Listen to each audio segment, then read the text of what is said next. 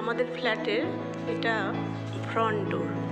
আমরা একটু কাঠের কাজ করিয়ে নিয়েছি, তাতে একটু ছোট ছোট লাইটেরও ব্যবস্থা করেছি, তাতে তার একটু বিউটিও বেড়েছে, দেখতে বেশ ভালোই লাগে। আমাদের ফ্ল্যাটটা কিন্তু খুব বেশি বড় নয়, আমাদের ডাইনিং ড্রয়িং সব একসাথে।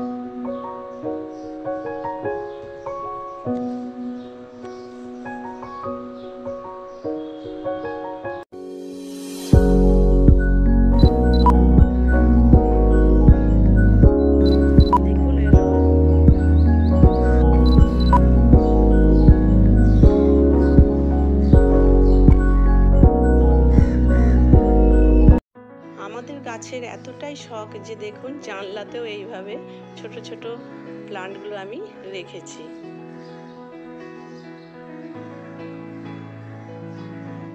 ফ্ল্যাট যদি ছোট হয় কিন্তু যদি প্রপার প্ল্যানটা থাকে, দেখবেন আপনি কিন্তু সেই ঘরে কিন্তু খুব সুন্দর করে ঘর সাজিয়ে উঠতে পারবেন। আবার ফ্ল্যাটে আসার আগে এইভাবে জানলাতে একটু নেটের ব্যবস্থা করেছিলাম, তাতে কাক বলুন যে কোনো পাখি বাসা বেঁধে যায়, যার জন্য আমার এইগুলো কিন্তু অসুবিধা ভুগতে হয় না। এই নেট থাকার জন্য আমার জিনিসপত্র রাখতেও খুব সুবিধে। এই দেখুন না, ঠাকুরের বাসন মেজে আমি এখানেই রাখি। আমার ফুল তুলে নিয়ে এসেছি আমাদের বাগানের, সব বললাম সেই টেরেস গার্ডেন আছে আমার, সেই ফুল আমি ঠাকুরের পুজোর জন্য রেখেছি। আমি এখানেই ঠাকুরের বাসন আমি মেজে এখানেই রাখি।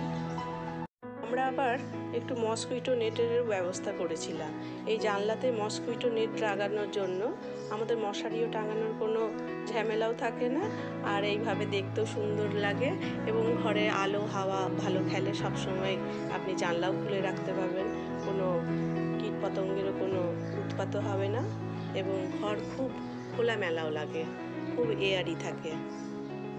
ছোটো ছোটো জিনিসগুলো যদি আপনারা প্রথমে খেয়াল করে নিতে পারেন, দেখবেন পরে আপনার নিজেরই খুব ভালো লাগবে যে এইভাবে যদি মসকুইটো নেট কিংবা জানলাতে এইভাবে নেট যদি বসিয়ে নিতে পারি। এইটা একটু বড় বড় সাইজের, যার জন্য এখানে কোনো কাকটাকের কোনো উৎপাত হয় না, কোনো কাক পক্ষীও আসে না। আপনি যে কোনো জিনিস একটু রোদেও দিতে পারলেন, সেটা কিন্তু খুব সুবিধে। আমার 4x10 ব্যালকনি। আমার ব্যালকনিতে ওয়াশিং মেশিন রাখার ব্যবস্থা আছে এবং এখানেই আমাদের জামা কাপড় ধোয়া হয় এবং এইভাবে আমরা একটা সেলফ বানিয়ে নিয়েছি, আর এখানেই জামা কাপড় কেচে আমরা এখানেই শুকোতে দিই। আর আমি পুরো ব্যালকনিটাকে এইভাবে টাইলস লাগিয়েছি। টাইলস লাগানোতে রঙটা খুব সহজে নষ্ট হয়ে যায় না এবং পরিষ্কার করতেও সুবিধে হয়।